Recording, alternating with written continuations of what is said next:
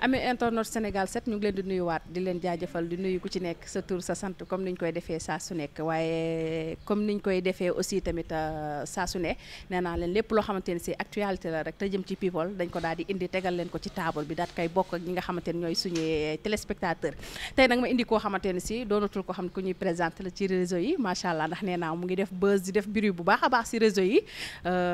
di yëngal réseau yi daal nee naa la moom ñëpp lay tooñ nag bàyyiwul kenn góor jigéen mag ndaw ñëpp lay tooñ du ma wax turam dama koy bàyyi mu présenté wu ak mbokku internet Sénégal 7. nuyu naa la ziar naa la noo def waaye si jàmm Fafa maa ngi lay nuyu bu baax waxa di di la ziar di la jox sa wàccuwaay wax dëgg yàlla waa Sénégal 7 maa ngi leen di nuyu yéen ñëpp di leen jaajëfal di leen wax ni seen xarit a ngi nii seen rak seen doomu nday xërisatub Kocc Barma Ba man na kànja mën na maafe mais nag soxna Fafa bala ñoo tàmbali waaw débat bi ku corriger yaa xam de ku corriger yaa xam ku corriger sa bopp ku corriger yaa xam man xam est-ce que du ma indi cours gi sax tegal la ni surtout loolu waaw cours gi dafa war a ñëw jege si la ndax ku corriger film ni yaa xam amul corriger amul def dara déglu leen rek ngeen bàyyi ko mu wax lu ko neex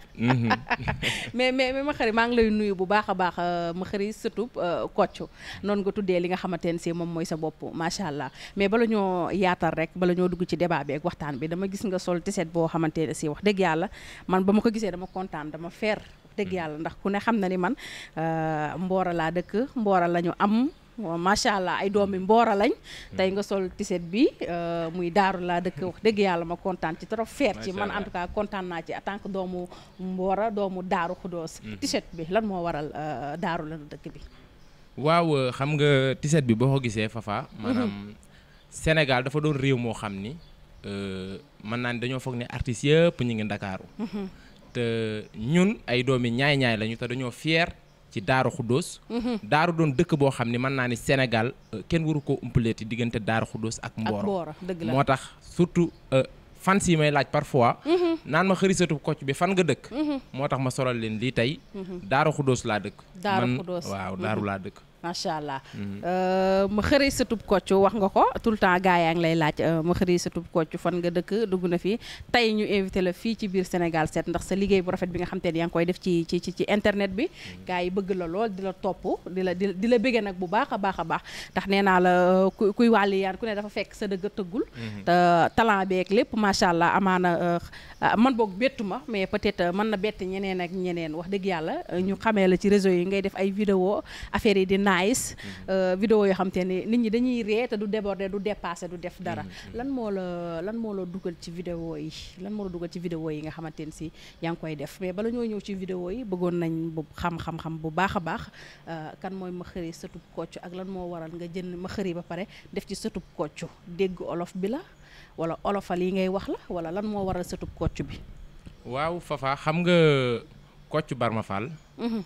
dafa doon nit koo xam ni dafa jàngale lu bari kon sénégalais yu bari xale yi sax surtout dañuy yaakaar ni waxi Kocc ay lépp la moo tax ma indi olof teg dikk tudde sama bopp xëri sëtub Kocc bi waa ci yar gi teggin gi wax ak doomu aadama bi tamit te doo ko gaañ waaw te doo ko gaañ parce que réew mi dafa doon réew moo xamante ni wax dëgg yàlla sama maam Kocc day faral naan ku la mag sut la woowee ko njool yoon la kon looloo tax man xëri sëtub Kocc bi en général bu may def samay vidéo damay fexe rek fair play laa woote macha allah mais vidéo yi ngay def gis nañ ni que nag wax dëgg yàlla ministre yeeg député yeeg ñoom nga gën a sonal nag franchement ñoom sonal nga politique bi daal sonal nga leen lool sëtub Kocc bi rawatina Baye Bougane mais vidéo yi boo koy def ndaka la lay dikkee dafa mel ni da ngay topp li nga xam te ne si moom moo di actualité bi voilà ndax benn actualité day am ci politique bi gaa yëpp toog di xaar ma xëri sëtub Kocc lan la war a wax tey ci actualité bi naka la vidéo yi di dikkee waaw xam nga Sénégal ñun ay tiktokeur lañ ay youtubeur yoo xam ni dañoo concentré wu trop ci actualité politique surtout man xëri sëtub Kocc bi dañuy faral di suivre li nga xam ni moo di internet bi maanaam di xool li nga xam ni mooy actualité ci réew mi ginnaaw yéen professionnels yi nga xam ne ay journalistes yu mag ngeen bu ngeen ko traité ba pare jébbal ko li nga xam ne moo di internautes yi ñun dañ koy jëlaat li ma naan on doit diagnostiquer les paroles et la communication bu ko defee ñun ñi nga xamante ne nag ay comédien lañu ñu traité ko ci suñuy manière ak suñuy façon. ak seen ay façon affaire yi neex. di def buzz macha allah comme ni ma la ko waxee. noonu la gars yi dañuy yàqamte benn actualité am. ba ma xër yi génn pas politique sax. parce que da nga koy def ci people da nga koy def si yeneen ak yeneen. da nga koy def ci wax nga ko ci tiktokeuse bi. wala tiktokeur bi ak ñoom seen. bi nga dalee def métier beeg léegi. parce que métier laa ko mën a tuddee en fait. parce que boo xoolee li ngeen di def nii nekkul looy ñëw tëf ko nii rek dem sa yoon. dafa xaw a jël temps parce que di ngeen xool parodie di ngeen xool montage bi. wax yi naka nga koy comparer. parce que déjà nga gis benn vidéo bu ni asalaamaaleykum nga ne ko maaleykum salaam ak affaire yooyu noonu jokkalante mu mel ni yow lay waxal loolu naka ngeen koy defee yéen ñi nga xam yéenay defar vidéo yi parce que man loolu dafa ma jaaxal trop c'est-à-dire loolu jaaxalu la parce que gars yi ni ñuy toppandoowee affaire yi yow doo sax comprendre comme si que yow ak ñoom yéenay wax te fekk yow affaire yi montage la loolu comparé bi nu muy demee noonu. waaw loolu mooy question réponse. waaw question réponse bala nga koo def nag day laaj nga am talent. da ngay am talent ba pare dégg nit ki bu waxee nga mën a jël ay waxam maanaam couper ko fekk si ko ci li mu wax waxtaan ci ak moom sans dépend nag ni ngay tourner say vidéo voilà boo xoolee ku ci mel ni Bamba Niass dama koy nuyuwaale au passage moom lu xëri dugal rek mu jël ko dagg-daggee ko waaw Bamba ñu ngi koy nuyu bu baax a baax di ko ziar moom xëri rek lay topp macha allah mu nekk sa fan sa bëgg la tamit wax dëgg yàlla ma gis moom it ay vidéo am gis nga moom tamit ni muy jëlaatee sa ay vidéo léeg-léeg nga ni sax ku ko disee yaa xam mun yooyu yëpp dañuy gis Bamba Niass di la ci copier bu baax a baax macha allah waaw nga ñëwaatal ma ci lool rek question bi ma la posé léegi nii waaw côté question réponse maanaam dafa doon loo xam ne mën naa ne perfection la métier mi nga xamante moom la ñuy def ñu bari dañ koo soofantal nag mais perfection la métier la parce que dafa laaj liggéey bu métti bu metti sax man damay toog 8h ba 18h di traité benn vidéo pour bu génnee askan wi mën ko jariñoo waaw jël ci temps boobu jël sama temps di traité vidéo bi pour bu génnee nit ñi mën ko seetaan ci fair play. d'accord ñu bari ñi ngi yaakaar ne xëri bëccëg lay tourner vidéo yi man bu may tourner vidéo day fekk 4h du matin jot na. kon yow xëri doo nelaw di. non ngir bëggal sénégalais yi rek. kese 4h du matin. ngay copie collé di copie di collé. voilà ba affaire yi normal. d'accord. guddi lañ koy tourner pour maanaam day laaj temps. te actualité bi bëccëg gi la ko gars yi seetaan. waaw kon da ngay jël benn vidéo guddi gi nga traité ko tourner ko monter ko ci guddi gi soog a dem tëddi asamaan bu setee nga xëyaat dem liggéey. sa liggéey soo ñëwee daal di publier. d'accord kon lii am na beneen métier bu nekk ci ginnaaw. waaw bu dul vidéo yi. bien sûr. Bon. waaw. ma xëri lu muy liggéey à part vidéo yi. Xëri Pro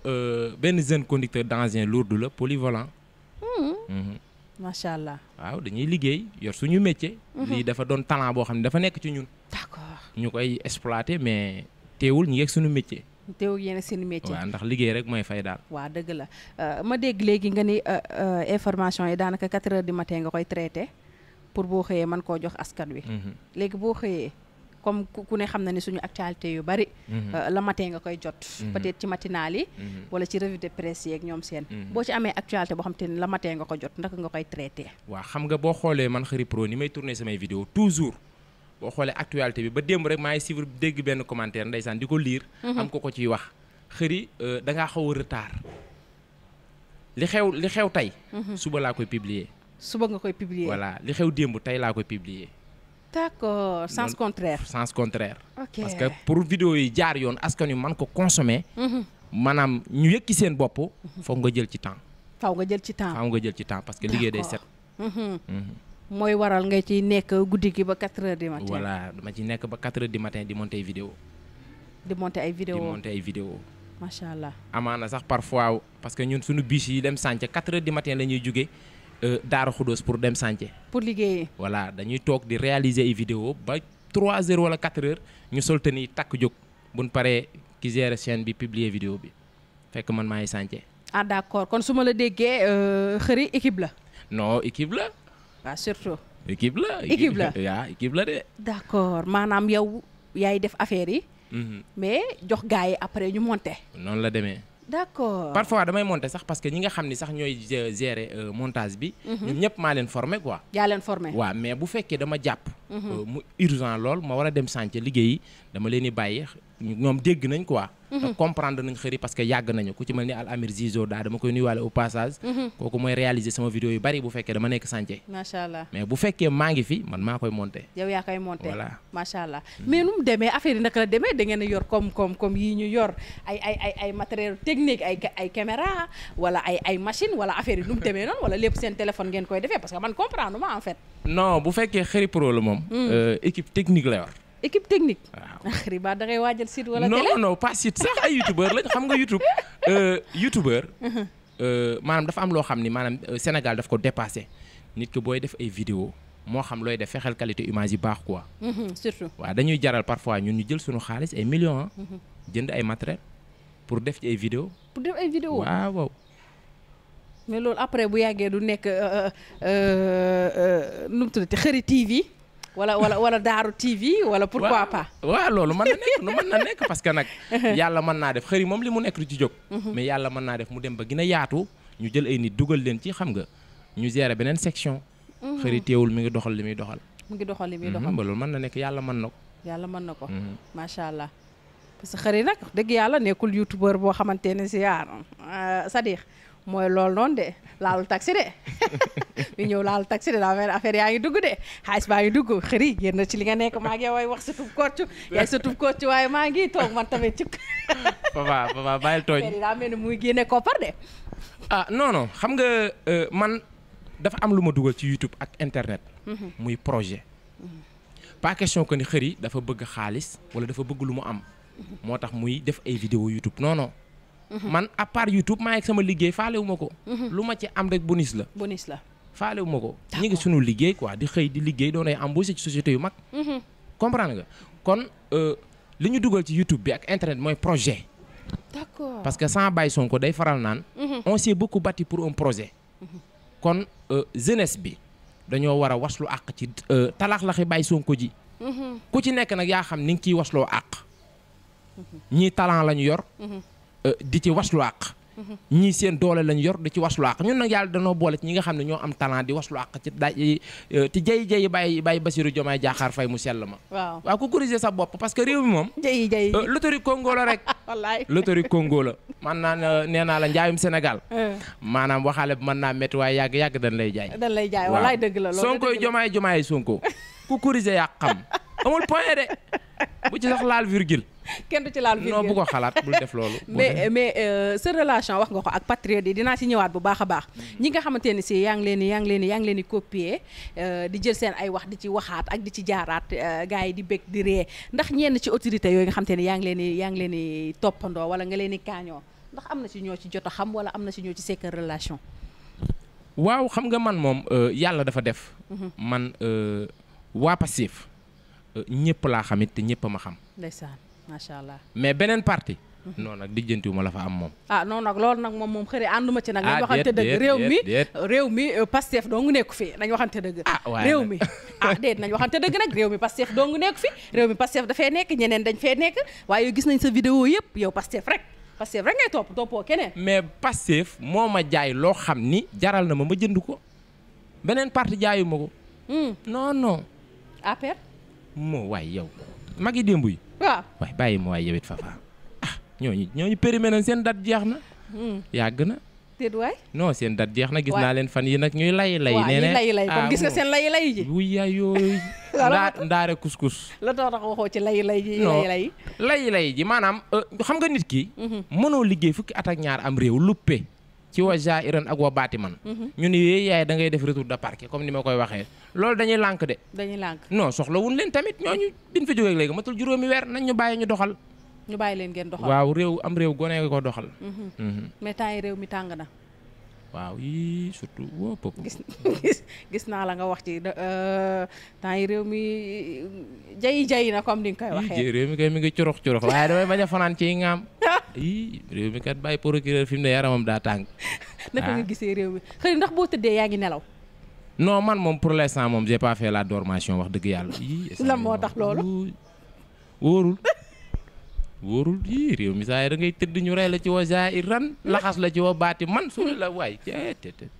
non nelaw kay wax dëgg yàlla moom fi mu ne nii moom nelaw ba doyal. yow déjà doo nelaw. non parce que ku nekk ci vidéo yi ba 4 heures du matin doo nelaw. non mais bi nga gisee xew-xew yi nga xam te ne am na ci réew mi c'est franchement parce que yàlla rek moo tax ñuy wax à part kaf geek mbalak gi kenn nelawatul xëri. non.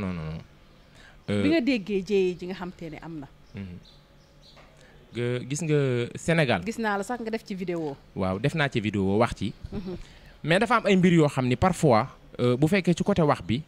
am na loo xam ne bu xewee dañ ko war a bàyyi ak ñi nga xam ne ñoo ko moom. mooy sunu takk der yi parce que wóolu nañ leen ñu leen di nuyuwaale au passage. mais gis nga réew mi man de li may réclamer ku faat ñu faat la. point bu dul loolu gars yi duñ bàyyi rey bi de. bari nga si morom. non bu wax dul loolu gars yi dañoo iñaan dañoo néeg. non imagine toi nga fekk nit koo xam ni xale bu ndaw la. di doog a dugg ci buntu àddunaam nga fekk ko ci néegam rey ko ci gratuite ñu xëy di la topp non man avocat yi leen di plaider nag laa mere trop. parce que ku rey ba pare waroo jël avocat de. waroo jël avocat non ku rey nit ba pare. kenn waru laa plaider. d'accord kenn waru laa plaider. loolu dañ ko war a jëlee ci réew mi mais plaider boobu est-ce que mën na cee ñàkk. ah mën na cee ñàkk de parce que nag wax dëgg yàlla ku xool nit ba mu neex la. nga tëral rendi xatit.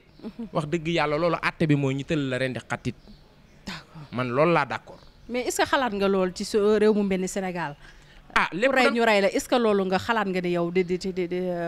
waaw dina fi mës a am daal maanaam tëral yi nga xam te ne charte yi nga xam te ne moom la l'islam wax ci réew mi maanaam ku rey ñu rey la ku sàcc ñu dagg sa loxo et cetera et cetera. xam nga àdduna lépp dañ koy waxtaane nee naa la waxtaan ba juboo mooy tax nga yor sa 10 000 francs dugg ci bitik ni ko jaay ma ñu jaay la gis nga buñ ko waxtaanul woon 10 000 francs mënul jar dara parce que këyit la comme këyit yi bu la neexoon tey nga dem jël sa këyitu ciment dugg ci bitik pour jënd du ñu la jaay quoi parce que këyit woowu kenn waxtaane wu ko dëgg la kon këyitu 10 000 la ñu waxtaane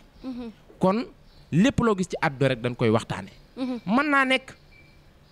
donte que charia mënuñoo doxal lépp ci biir fii Sénégal mais ñu jël ci yoo xamante ni day demaam dina wàññi lu bari ku rey ñu rey la nan ñu dimbali ci loolu rek ni ko coppet dugal ko ci biir baax na doy na loolu non nice ku rey ñu rey la loolu moom sa waay buñ ko defoon léegi rey jeex yow semaine bi ñaata doomu aadama la ñu faat surtout bërki démb bari ñi xale bu ndaw Aziz Dabala fii ak ñeneen ñoo xam ne xamoo leen sax kan lañ fi dóor baru bopp tout près Grand Yoff xaw ma laa dégg waaw kon yëmbal ki ndijaay ji rey jarbaat ji waaw léegi nag mu mel ni xëri kon c'est que ñii dañoo nekk ay nit di siiw nekk ñu ñëpp xam rek mais yaakaar naa ne depuis problème mu Aziz ba tey affaire yaa ngi gën di law nit ñaa ngi gën a tiit ndax heure boo xëyee nga dégg ñu ne rey na mu mel ni ñii dañoo siiw rek nit ñi xam leen mais ba léegi affaire yaa ngi continuer lii lan moo koy arrêté xam nga sama maam Kocc day faral naan ku xamul kenn xamula boo dee kenn du la jaale gis nga siiw moo dul jaami borom rek mais ba gars yi dalee faat doomu aadama yi yàgg na de maanaam Aziz Dabala xëy na dafa gën a siiw nit ñi xam ko célébrité la kon kooku boo ko defee naka sudul noonu automatiquement nit ñi dañ koy yëg àdduna bi yëpp ko yëg mais nit yàgg naa def ay ñaawte fii sunum réew Sénégal te kenn médiatisé wu ko ban dalee rey yàgg na de c'est que waa ji dafa gën a siiw rek ki ñu laal la waaw ki ñu laal la te ku ci nekk baatin bala yàlla may macha allah waaw kon yoon la sunu autorités yi dimbali ñu ci kaaraangay réew mi encore une fois nañu ci dimbali bu baax a baax ñu jàppale ñu ci kaaraange réew parce que Sénégal wóoratul de. wóoratul si ñëpp tiin nañ xëri wax nga ko macha allah Sénégal wóoratul. voilà mais lu ci mënti am rek yaakaar naa ne suñu autorités yi ak suñu njiital réew yi gis nañ li fi xew te it yaakaar naa gis nañ li baax a baax li nga xam te moo am ci réew mi. lu mu ci mënti doon ñu ngi ñaanal ñi nga xam te ne ñoo dem ku ci mel ni Aziz ku ci mel ni Waly dëgg yàlla ñu ngi leen di ñaanal yàlla na suuf oyof ci seen kaw te yàlla nañu récc lu ñu doon def ci àddina bu baax a baax a baax a baax a baax di ñaanal tamit képp koo xamante ni sii rek boom nañ la te ku ne xam na ni boom dafa metti leneen li ci des yëpp yoo affaire yi wax nañ ko bu ngi ci loxo yi yoon lu ci war a leer rek yàlla na leer ku ci taqewul it yàlla nañ la bàyyi nga delluwaat si sa njaboot loolu mënuñu ko ci woon a ñàkk bañ a wax ndax ñun ñëpp la metti ku ni mettiwu la rek yaakaar naa ni da ngay wax lu la neex waaye yaakaar naa ni ku dégg loolu jour boobu ba nga duggee sa néeg tiit nga waaye jooy nga ndax dafa metti voilà mais sant yàlla ndax lu ci nekk rek suñu boroom a koy dogal kon ñun loolu rek lañ ci mën a wax mënuñu cee sori yàlla leen yàlla yërëm jéggal leen xëri vidéo yi nga xamante ni si yaa ngi koy def ñu ñëwaat ci vidéo yi ban vidéo moo la ci gën a marqué vidéo ci gën a marqué ban vidéo moo la ci gën a marqué neex la ba yow boo tëddee wala nga toog di ko seetaan sa xol day féex da ngay ree mais tamit ban vidéo moo la ci xaw a tuusee xaw la metti yooyu noonu ba publier nga mais après da nga mujjee réccu parce que ku ci nekk ci li ngay liggéey ci ngay ree waaye ci li ngay liggéey ci ngay mer voilà ban vidéo moo la gën a neex ci vidéo yi nga def yëpp waaw vidéo yi ma gën a neex ci vidéo yi ma def yëpp man ak Baye Bougane Bougane Gueye Dany sonal nga Bougane nag non Baye Bougane daa luppe nag lu mu luppe non Baye Bougane daa luppe national la def c'est que Bougane dafa doon nit koo xam ni man dama koy seetaan mais dafa xoromu dafa neex waaw Bougane maître El Hadj Diouf maanaam boo defee ci ñoom vidéo même boo waxul dara sax vidéo bi day viral parce que xam nga lu tax seen bopp yi kopp moo ci nekkul déet waay bariwul xam-xam kàngam la de yii bariwul xam-xam bul wax loolu non bariwul xam-xam moom kii bëgg a nekk président réew mi bariwul xam-xam yow tamit président du noonu xëri waaye yow ki jël décision nekk président yéen Sénégal da ngeen a ne yéenay fekk non yéen di ngeen fi non bàyyi leen ñu waaye ngeen ma Bougane président Bougane chef de quartier mënu koo doon ca koñ ba mu dëkk déet waay barke yow man xuloo jël basar chef de quartier mënu koo doon Baye Bougane daanaka vidéo yi may def ci moom yëppay viral quoi waaw parce que dafa doon koo xam ne Bougane mën naa tooñ Bougane du dugg ci lu yoonam nekkul déet waay Bougane chaque jour dañuy sosal di ñu taqal moo tax Bougane loo wax ci moom rek day dem yow daal sa vidéo yëpp taamoo ci kenn bu la neex rek bu dul Bougane waaye Bougane saa waay la nag waaw yàlla baax maa ngi koy nuyuwaale au passage kon Bougane am nga jàmm faire pele waaw léegi yow ñëpp xam nañ ni xëri daaru la dëkk macha allah Mbora tey nga nekk Ndakaaru xanaa bala ngaa ñibbi di nga seeti Baye Bougane yéey ci ngaam laay fanaan Baye Bougane de bu yëgoon ni maa ngi fii tey yéey bon mi ngeen yaa ngi Sénégal set bu ñëw bu yëgoon maa ngi Sénégal set te fii laay toog léegi gars yi droite ëpp naa def yii bàyyi ma yoxosu rek di biwaat yii moo tax bi ma gars yi naan ana affiche man leen buroxlu dem buroxlu ñëw sama émission defaat buroxlu ñibbisi yàlla baax na jàmm rek ngay aw incha allah ban vidéo moo la ci gën a touché waaw vidéo bi ma gën a touché mooy vidéo bi ma def ci Imam Dramé mooy tam ma yor guitare gi waaw vidéo boobu daf ma marqué quoi mooy maanaam ko yaa Imam on a touché vidéo boobu moom daf ma touché trop damay toog sama néeg di ko seetaan di ree déedéet kay lan moo tax mu touché la lan moo la ci touché ci vidéo bi non xam nga Imam Dramé suñu waay la moom ñoo bokk maanaam combat bi ñoo bokk benn xeex boo xam ni dañ koy xeex mu doon suñu magum moo xam dañ koy déglu mais fan yële ci ginnaaw ndeysaan xam naa ñàkk waxtaana am du réeroo mu réeroog bàyyi El Malick Ndiaye borom leelu jamaa ba waaw réeroo boobu nag après man dama toog affaire bi xaw ma def ay ree quoi léegi ma jël guitare gi jàmmaarloog wax dëgg yàlla bàyyi boy mais li ma ko doon wax ko ay bal waaw wax ko ay quelque no du ay bal non kooku sama nijaay la kooku moom dama koy raay rek raayoo ko moom non dama ko raay dëkk bi ko imaam moom dama koy raay rek macha allah noonu la demee naka ngay dundee ak sa soppee ñi nga xam te ni bëgg nañ la nekk ci YouTube bi ak TikTok bi di la suivre ak message yi ngay jot xëri affaire yooyu noonu et tout ñi nga xam te ni daal ñoo la bëgg di la bëggee waaw message yi moom parfois day bari soppe yi awma seen fay parce que toog naa ba ci yàgg Fafa bu ma la nëbbul ay soppe créé benn groupe boo xamante ne ban koy créé réew maa ngi tàng jër tuddee ko fans club Xëri Pro fans club Xëri Pro ma leen nuyuwaal au passage groupe ba dafa am président ak vice président groupe bu doy war laa lay wax ni ak a jafe ci groupe WhatsApp yi waaw président ak vice président macha allah Khalil Ngom ak Baye Galas maa ngi leen nuyuwaale au passage ñoo yor groupe boobu dama xëy un bon jour ñu dugal ma ci la ci ma fekk ci ay naaxu fans club Xëri Pro ndeysaan ñooñu tey ñoo toog ba benn moment jamono yële ci ginnaaw waajal benn sargal investir ci ay millions indi ko Mboro seet si ma loolu xam naa yëgoo leen ko noonu la demee nag macha allah fans club Xëri Pro national bi ak international bi maa ngi leen di bëggee aw ma seen fay ñi def loolu fan lañ nekk Dakar lañ nekk wala Mbora ñii ñi ngi Dakar ñii ñi ngi kaa waa Europe ci ëpp sax waa Europe ci ëpp waa diaspora bi ñoo ci ëpp ñu defal la benn affaire bu baax daal macha allah ñëw ba daaru rek fekk la fa ay millions togg ay añ woo soppe yëpp fans club Xëri Pro yi nekk ci réew mi ñi nekk fu ne la nit jóge ci Sénégal ñëw Mboro fekk si ma fa Daara Khoudoss ñu def fête bu rëy événement bu yaatu waa Daara Khoudoss aussi kontaan ci xam ni seen doom seen fierté la voilà après loolu naka la def non parce que yàgg nañ nit di gis nit youtubeur wala nit koo xam te ne tiktokeur la nekk ci tiktok bi di toj di def buzz di def am bruit te li nga expliqué nii bëriwul luñ koy defal nit biñ la koy defal surprise la def wala waxoon nañ la liñ la bëgg a defal avant non surprise la nag ndeysaan parce que groupe ba ndeysaan bi Baye Sonko jëlee réew mi mook Baye Bassirou Diomaye Diakhar Faye mu sell mi laay doo ko nandu groupe WhatsApp boobu d'accord ndax tolloon na moment boo xamante réew mi dafa tàng suñ numéro yëpp dañ ko jël xam nga dindi ko ci internet bi mais bi demee ba affaire yi sedd ñu jël numéro yi delloo ko ci ci la ko ndeysaan góor yàlla jël dugal ma ci groupe boobu tudde ko fan sa club Khary Pro ndeysaan mu doon groupe boo xam ne ndekete yàgg na te xaw ma ko ndeysaan dama toog ba ci yàgg rek tak bi Bassirou Diomaye Diakhar Faye jëlee réew mi rek ñu organiser ni dañoo bëgg a seet si Khary Pro Daara Khoudoss Mboro ndeysaan daal di ñëw wax dëgg yàlla indi xaalis bu baree bari ni ma Khary toggal ci lii ay añ jënd ci ay nag jënd ci ay xar gars yi talax laxi Mboroy cuquri foofa toj non Mboro neex na fan ci ginnaaw non neex na trop macha allah billaay wallaay aw ma seen fay fan sa club Khary Pro macha allah waaw Baye Galas Khalil Ngom maa ngi leen di bégg fan sa club yëpp maa ngi leen di bégg di leen ziar foo waaye nekk di bégg Khary Pro rek man Khary sëtub Kocc bi maa ngi lay fekk ba fa nga toog ni la jàpp loxo wallaay ndeysaan kontaan continuer macha allah waaw leen maîtriser waaw noonu la demee nag Khary sa diggante youtubeurs yi nga xamante ne ñu ngi Dakar ak tiktokers yi ndax am nga ak ñoom relation waaw xam nga ñun tiktokeur ak youtubeurs yi famille lañ ñun famille lañ quoi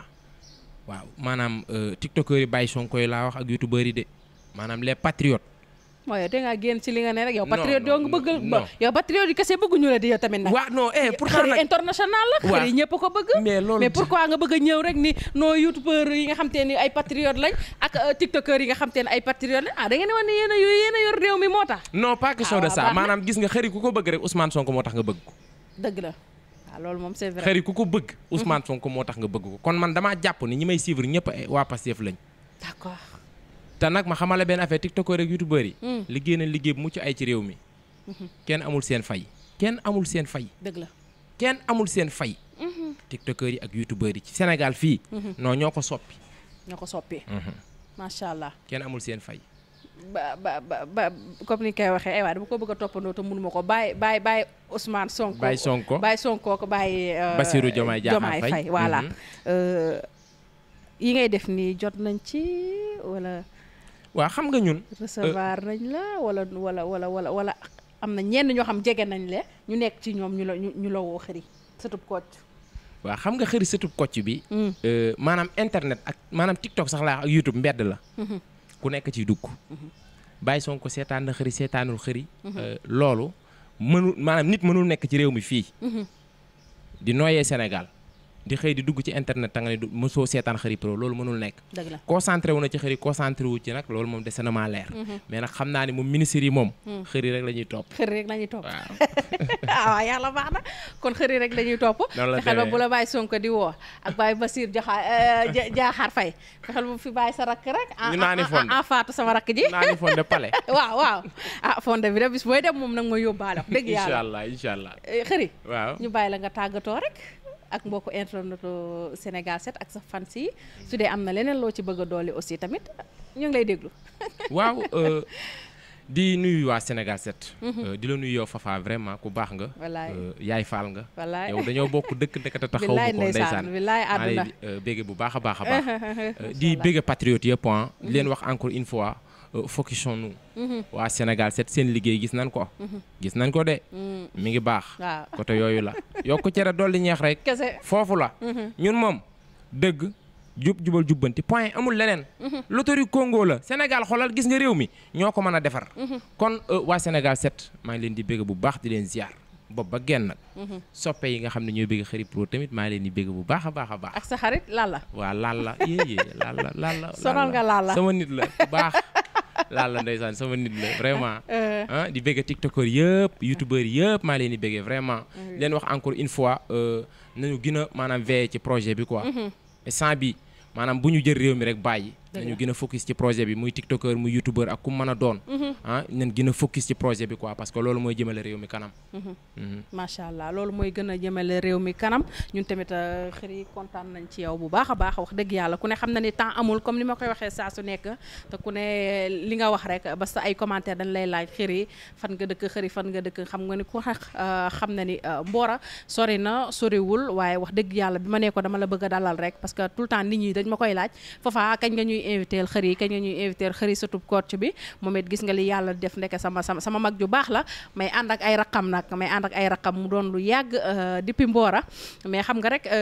gëjee teel a jógee ñëw Mboro ñëw Dakar wax dëgg yàlla waaye xol yeeg xalaat yi yëpp a ngi doon gisante te yàlla ñu ngi wax téléphone lu bari mais musuma xam ni sax ni moom la wallaay walaasi mu nekk sama mbokk nekk sama mag nekk sama lépp ma daan ànd ak ay raqam ñu ngi kontaan bu baax a baax ku ne xam na ni biñ nee la émission bi tegaw ci baat dajawaat ba ñoo wax dëgg yàlla ku ne xam tamit fa nga jógee sori na trop mais nga di bàyyi say nelaw yàq sa essence ñëw ci suñu émission bu ñàkk solo bi wax dëgg yàlla amal ko solo ñu lay ñaanal bu baax a baax li nga bëgg sa carrière yaa ko xam yàlla na la ko yàlla defal bu baax a baax ci barke Seydouna Mohamed Sadikh comme ni ñu ibee woon rek lay daal di tëjawaat di jaale ñëpp ñoo xamante ne si ñàkk nañ seen bakkan ci semaine bi ñu génn mu metti lool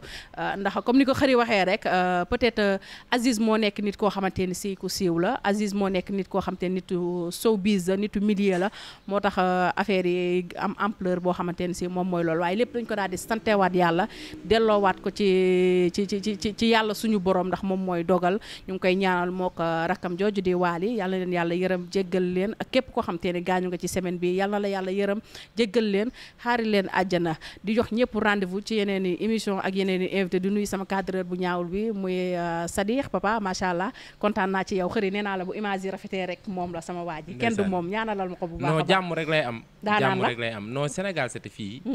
cooma dafee néewul man dama kontaan ci yéen de non ñun ñoo gën a kontaan ci yow dama ko waxul rek waa xëri nag yow mayoo ñu dara sax yow mayoo ñu dara nii tamit surtout Kocc bi tamit yow de doo ñu may dara dajji réew mi rek ñun daal sa waay nan talax laxi fonçons nous waaw kon nag nañ talax laxi jeex na merci beaucoup